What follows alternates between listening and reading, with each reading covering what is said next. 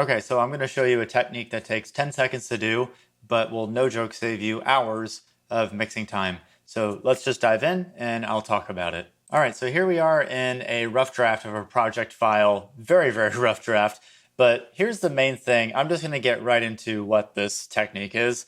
And so as you add any track to a DAW, it's normally, look down here, it's going to start off at 0 dB. What you're going to do for every track that you import into this project, you're going to lower it to 12.5, negative 12.5. This is, I think, called gain staging. I don't actually know what the technical process of gain staging is, but here's the thing. So if you lower this to negative 12.5, you are going to be able to add a lot of different tracks in without it peaking your audio level. So if we look at this, just the kick here, you can see here, it's not really doing a lot. We're nowhere near peaking because we have it at negative 12.5. But as we start to add other elements like this, you'll start to notice this jumping quite a bit more. So like here. Yeah, this is a remix that I'm working on, by the way. Very, very rough draft, but here's a little sneak peek of it. Absolutely love this song.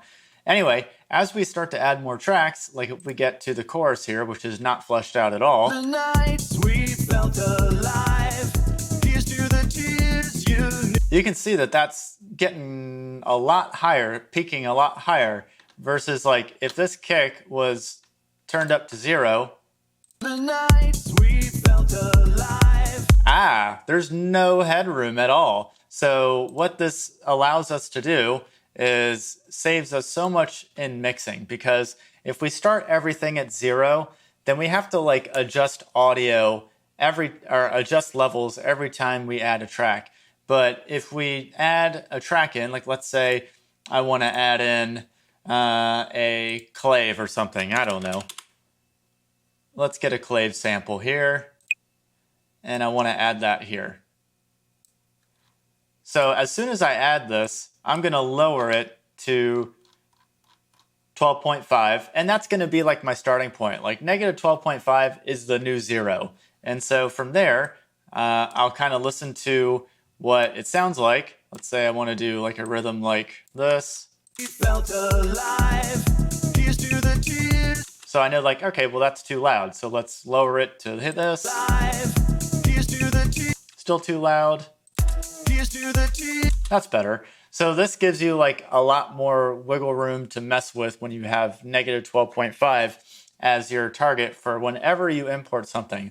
And so you can have like 40 tracks on here or more, and as long as everything starts at negative 12.5, so really like the only things that should be peaking or should stay at negative 12.5 are probably the kick, naturally, because that'll be the loudest part of really any song. So that's negative 12.5.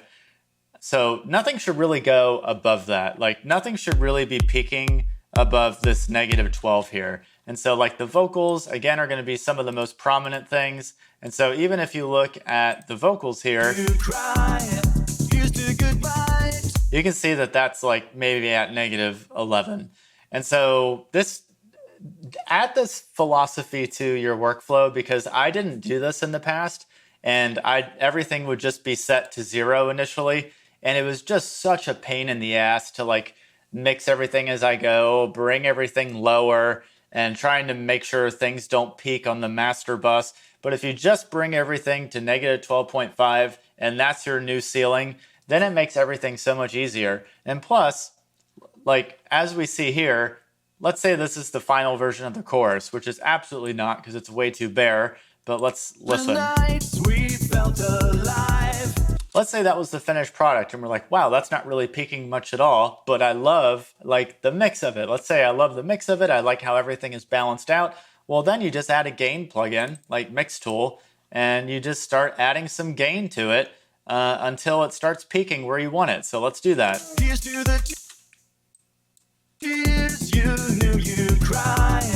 Here's to goodbye. Tomorrow's gonna come to. And so now we're getting kind of close to a more peaky level, so that we're going to be in good territory to start doing some mastering.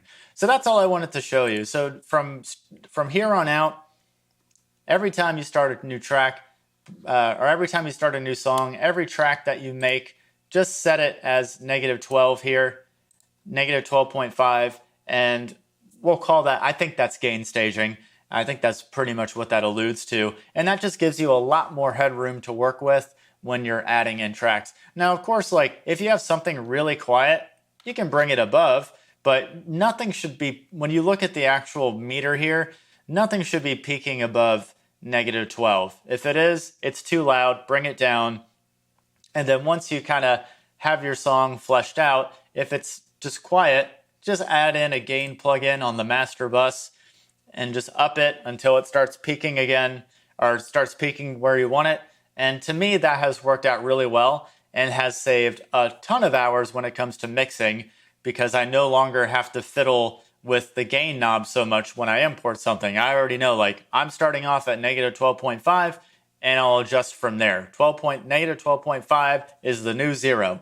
Okay, so hopefully this helps. It's definitely helped me a lot with my songs, and I'd be curious to see what your feedback is. If you liked this idea, comment below. If you have another idea on how you gain stage, then let me know below, because I'm certainly learning along with everyone else. So if you have a better idea, let me know. But yeah, if you like this kind of stuff, feel free to subscribe. Helps me out, and I'll see you in the next video. Take care.